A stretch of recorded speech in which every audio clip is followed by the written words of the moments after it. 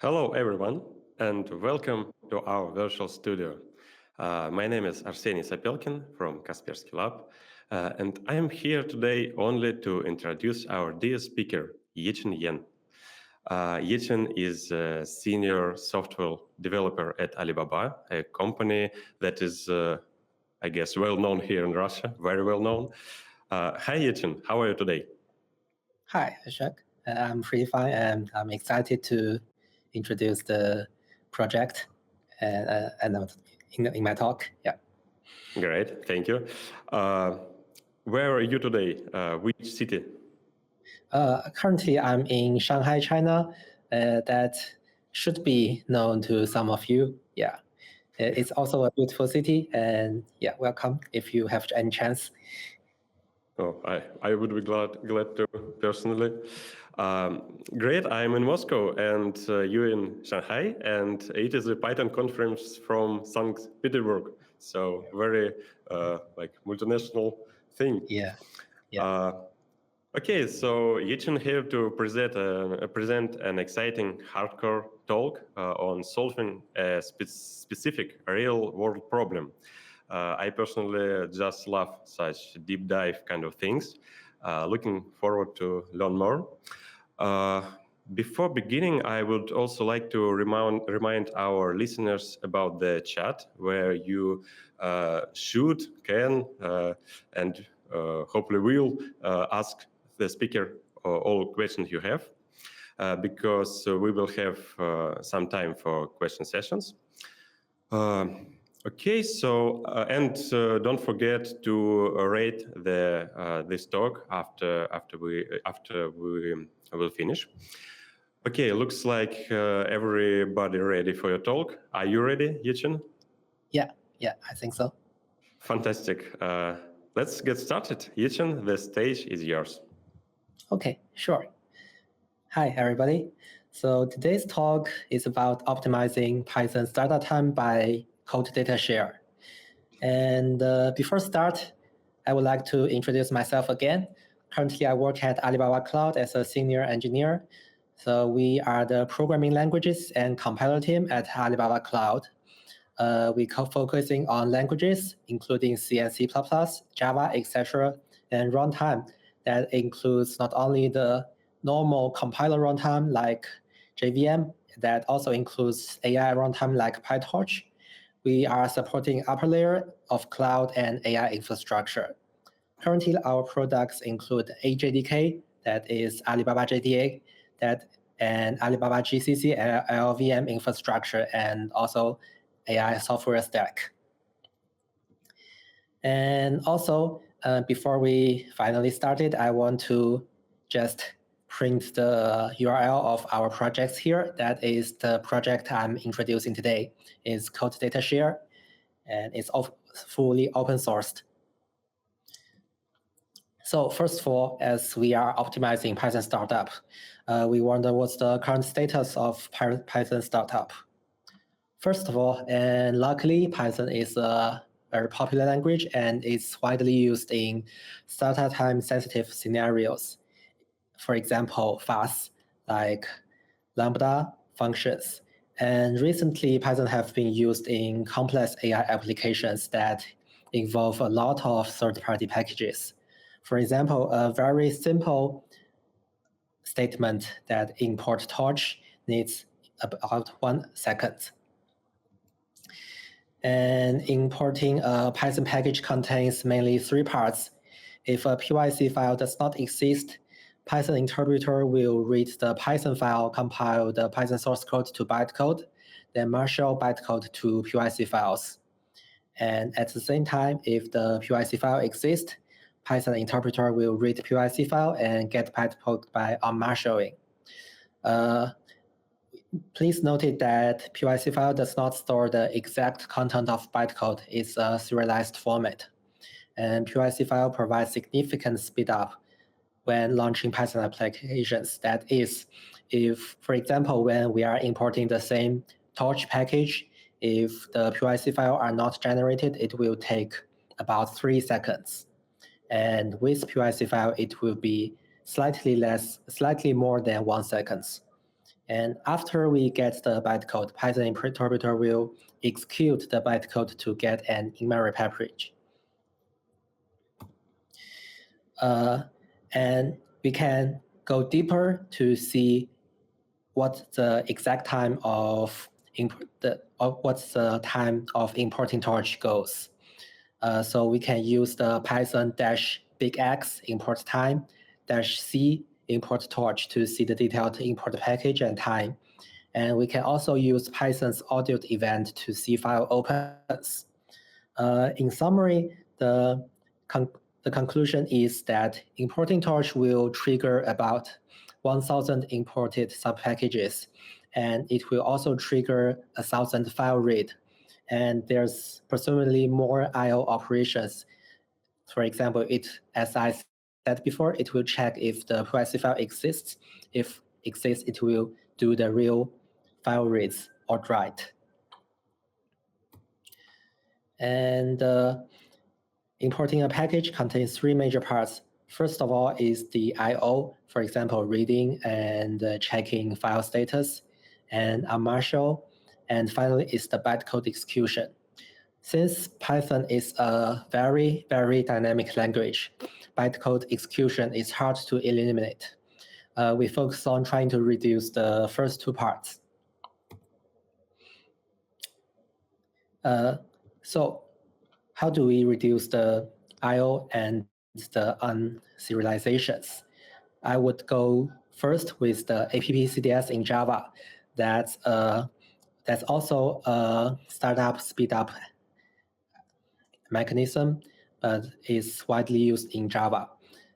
So we can go to the left part of this slide. Java's metaspace contains the data of class and its methods, and it's location independent. So we can memory map those location independent memories to disk files and store them forever and use them to speed up the further startups. When CDS enabled, this region of memory points to a file map memory.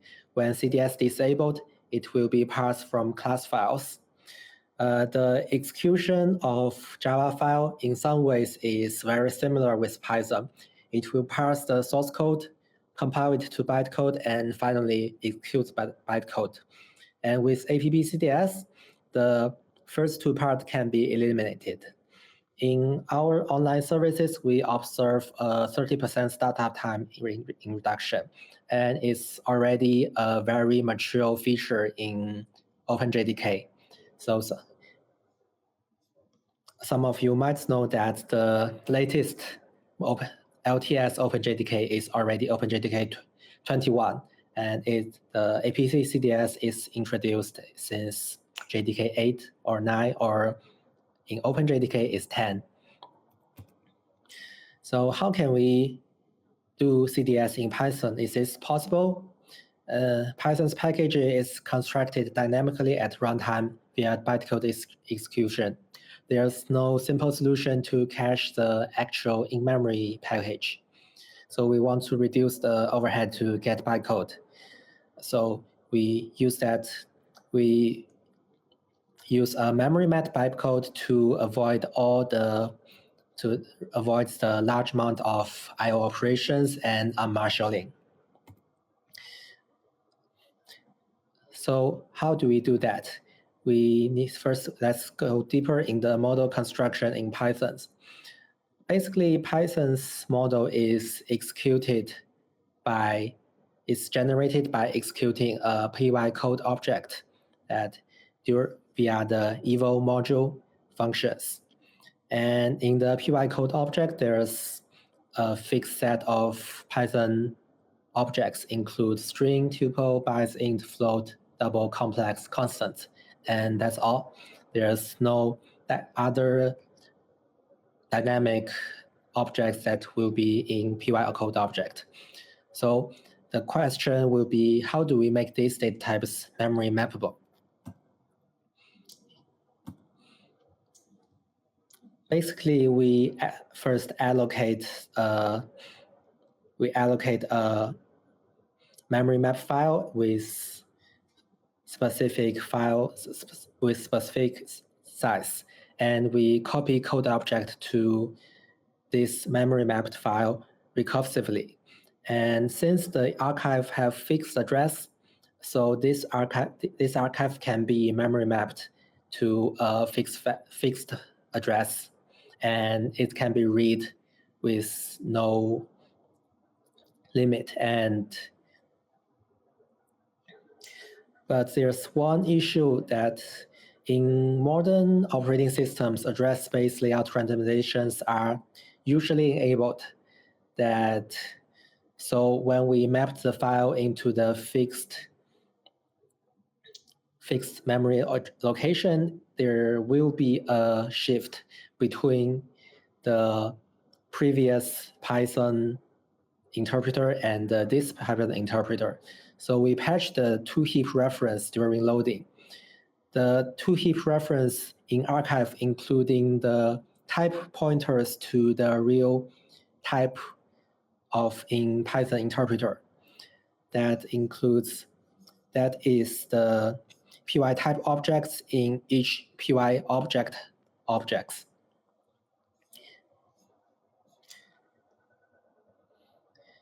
We also need to handle the garbage collector.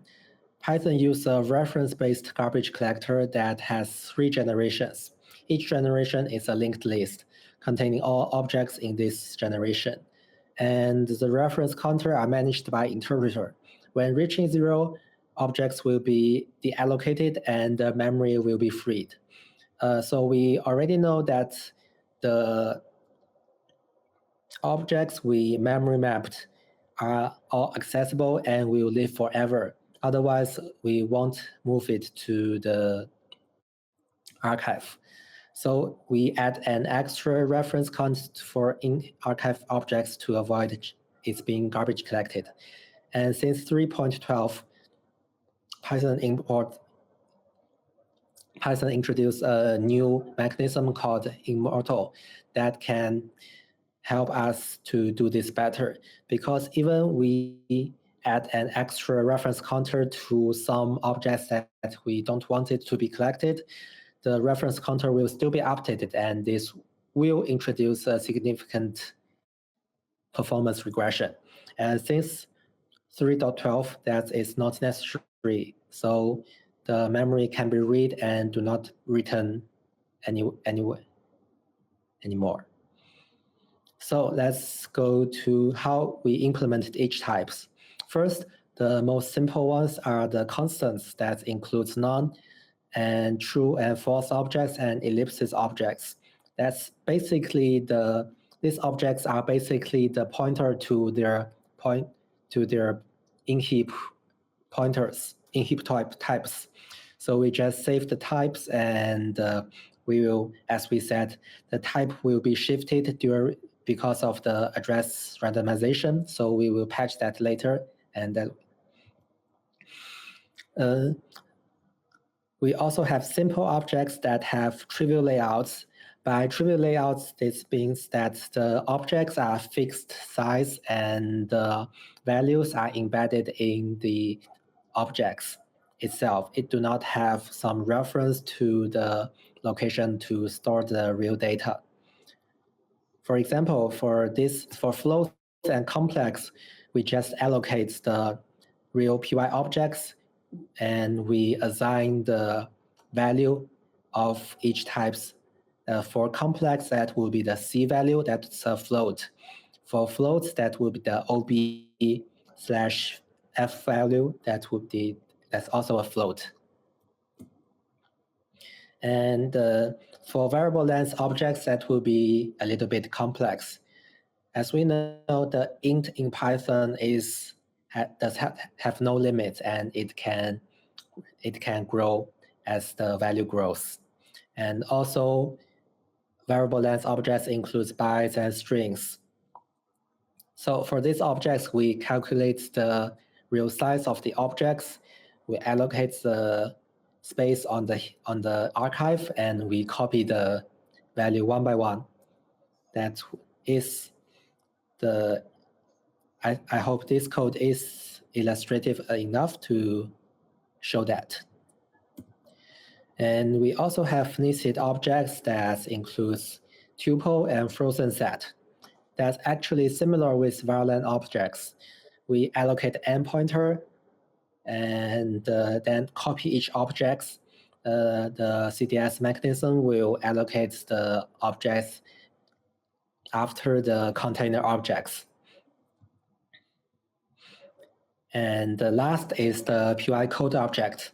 The code objects fields is evolving very quickly, and every version would, since this is internal implementation details of CPython, and the fields may change very quickly. So you can see this is the current status of copying bytecode objects. For example, we can see that some new fields are introduced, some fields are removed. We handle this with these macros. And even more, since Python 3.11, it introduced a new JIT feature. So when we copy the code objects, we need to clear all the cache generated by the JIT, and otherwise the result may be unknown. And yeah, that's all about copying the Python objects. And as we said that the address randomization is a need, then we need to handle. So we calculate the shifts based on the constant address. That's we compare the constant address that we saved to the archive previously and the constant address in this Python process. Then we can calculate the shift of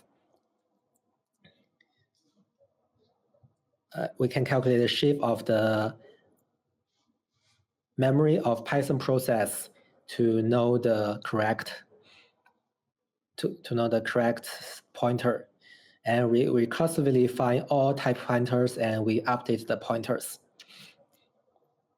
And after that, all the Python objects are ready to use. And there's also some optimizations that need to be done. So first of all, Python also have a string constant pool. That's the mechanism in Python is called string interns. We found that sometimes the string comparing falls into the slow path. That when we implemented the first proof of concept, we found that all the workflows are slower about 10%. And we found that it's because the string compares fall into the slow path. So Python holds a dict for all interned strings, that is string singletons. And newly created strings with same content will be from the dict. So they will be identical. So since we already save a lot of strings in our memory map files, we want to make string interned as much as possible. So when loading the CDS archive, if a string is not interned, we intern the string, so the further Python allocated strings will be from the archive. And if the string is already interned, we update the in-archive reference to point to the in-heap strings. So when comparing the two strings, the strings will fall into the fast path that it will check if there's identical first, and this is to avoid the duplicated strings with same content. With duplicated strings with same contents, the string comparison will be kind of slower than the identity check. Another optimization that's important to the performance is preload. So we all know that the whole archive needs to be loaded into the memory, and if we trigger the page fault on demand and only when the specific memory page is loaded, and that will be much slower. So we first loads the string. If on Linux, we do that via memory populate, that is built-in options to the memory map call in Linux. But if we are on macOS or something else, we do that manually. That we write to each byte in the strings that with the same value. Yeah. So that's the optimizations we introduced in the PyCDS project. And finally, it's the runtime. We cannot do the speed up with only the internal implementations. Here in the runtime, we will introduce how we implement it and integrate it into our daily Python workflows. So first of all, we need to know which packages to archive. So the real workflows includes 3 parts. That's the first part is we run the workloads first, and during that we hook the import lib and we record all imported packages. Second, we need to run a special script provided by the CDS project. It will dump all trace package into one single archive. And then when we can run with CDS, in this time with some environment variable provide, it will read the specific archive and hook the import library again and import lib from the archive instead of the on-disk Python files or PYC files and get speed up. We also have a integration into the FC, that is the FAST service in Alibaba Cloud. So users do not need to manually run applications with extra arguments. It will be covered automatically. So first run will be traced and the archive will be automatically generated. And the further run will be accelerate. Our infrastructure will provide the needed environment variables. Yeah. So since the archive is generated and never checked, so there will be some issue when you use maybe on your personal computer because you need to manually update the archive. Otherwise, the packages you import will loads the same bytecode and it will never change. But this is never an issue in FAST because our infrastructures can handle that for you. And also, it's for Python applications, it's not very important that when you are developing your applications on your personal machines, you need the 20% speed up. But in the fast and in the large scale applications, that will be important. So that's all about the implementation and the runtime. And let's go to the performance. So here is the performance of the most popular packages I collected from Python index. So you can see that in Python 3.11, there will be an average 20% startup. And in Python 3.12, because of the immortal object mechanism, that will be about 25% startup, that will be even larger.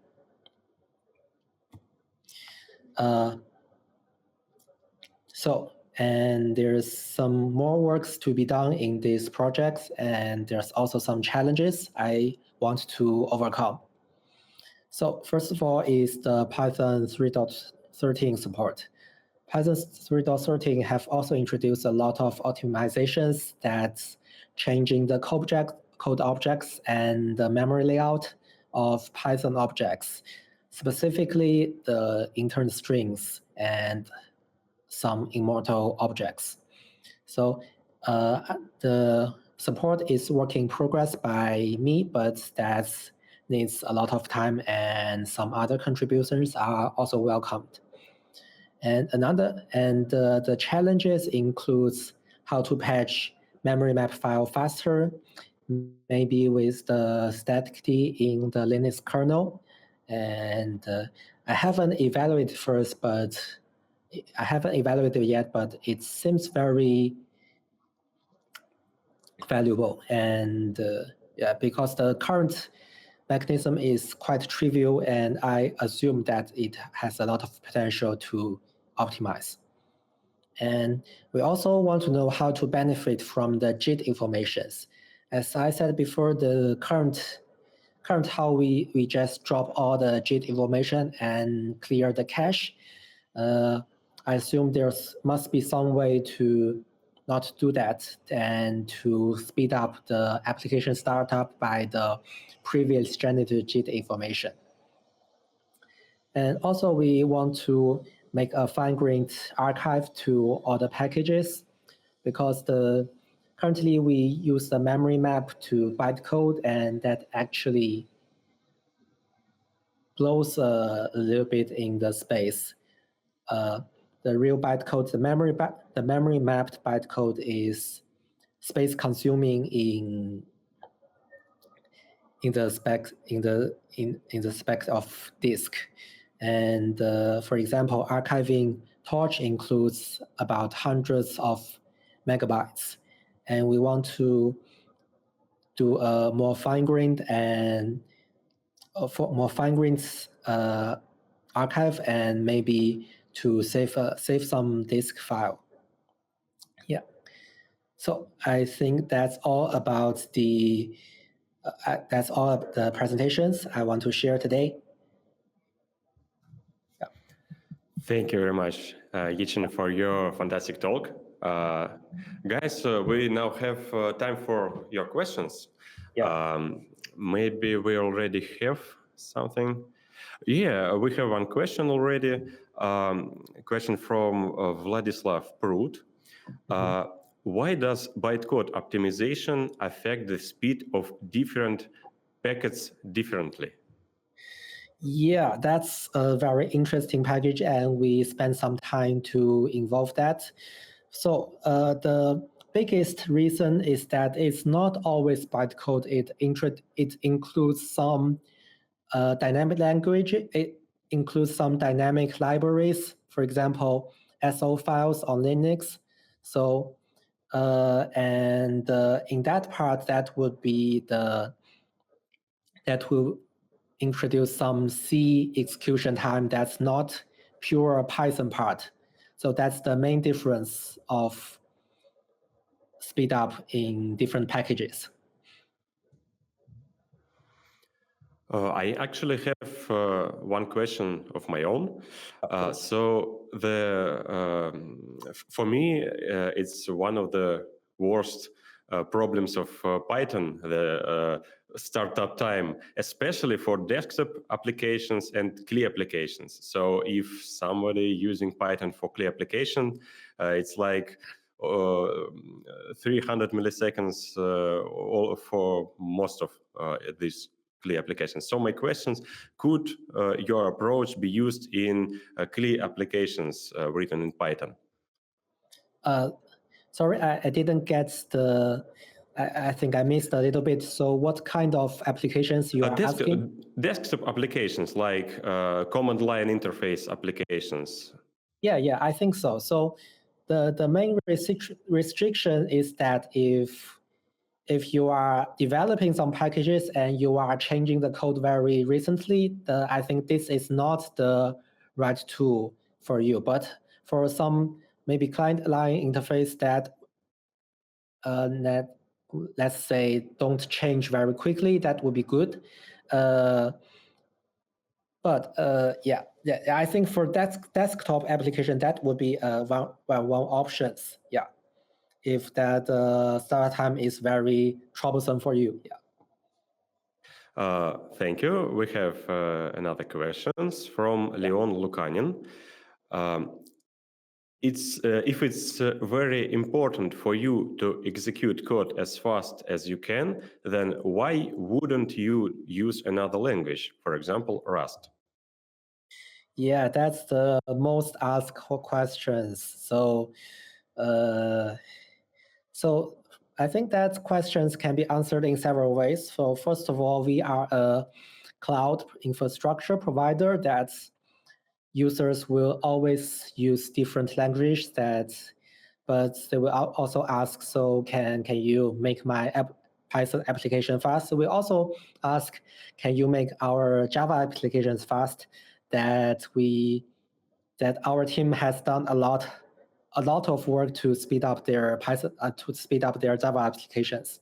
So for us, it's more like so we already know a lot about Java, and we see that this is a mature technique in Java, and let's see how that can benefit for Python.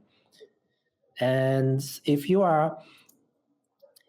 would like to change languages, that of course would do a lot of speed up, definitely. And in that case, that you can also compile your Python applications to some native languages, for example, Growl Python, and that would also bring you a lot of benefits. So for us that Python, the user of Python would be always there, that we want to help them to be faster. Yeah.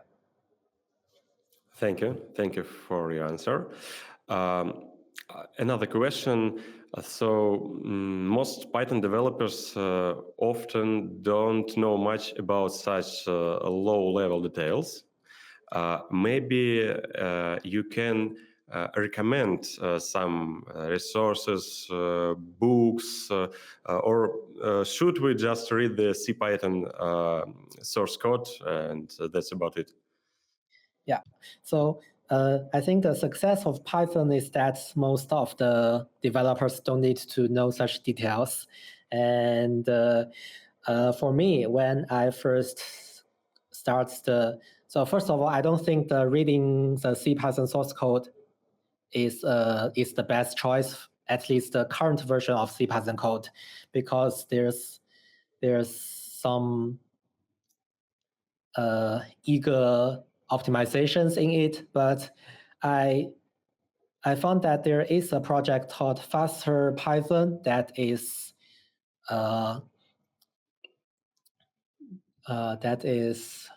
working by the Guido, the author of Python. That's he and some colleagues from Microsoft of him are working with. That is a high-level discussion repository that includes a lot of Python details. That would be a very interesting repository. And for books, I don't read much Python books, but yeah. Personally, I think after you go through the Faster Python repository, and you know what to do next. Yeah. Thank you, Yichen, for your answer. And we have a follow-up question from Leon Lukanin. Thanks a lot. And one more question from me. So maybe you have plans to experiment with another languages?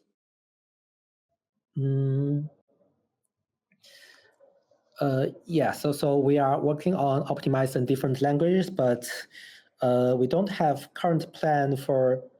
So currently, the CDS mechanism works best for the dynamic languages. That also includes Java and Python, and but a lot of other package languages such as Go and Rust and C++ are not so dynamic. So these languages will need a different speed up mechanism. So we are working on that, but the CDS approach might not be the best way to optimize them. Yeah. Thank you. I also want to say for our audience that you can ask any questions in Russian too, because we will translate for Yichen. It's not a problem. So feel free, ask in Russian if you want. Okay, so we have new questions from Sergey.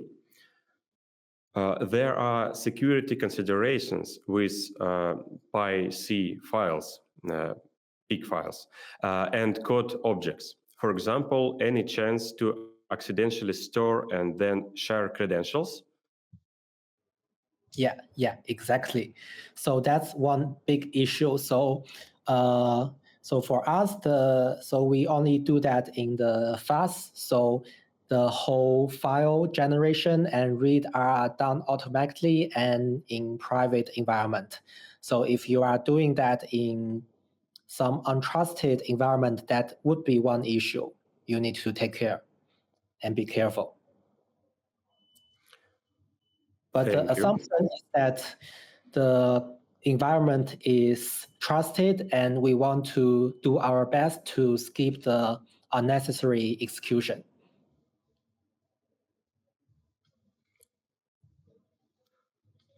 Okay, next questions from Dmitry. I may have missed part of your report, but does your tool identify and eliminate unused imports? Sorry, I don't think I get the question.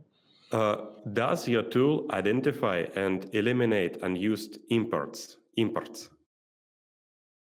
So can your tool identify some imports that code actually don't use? Yeah. Okay, I see. Yeah.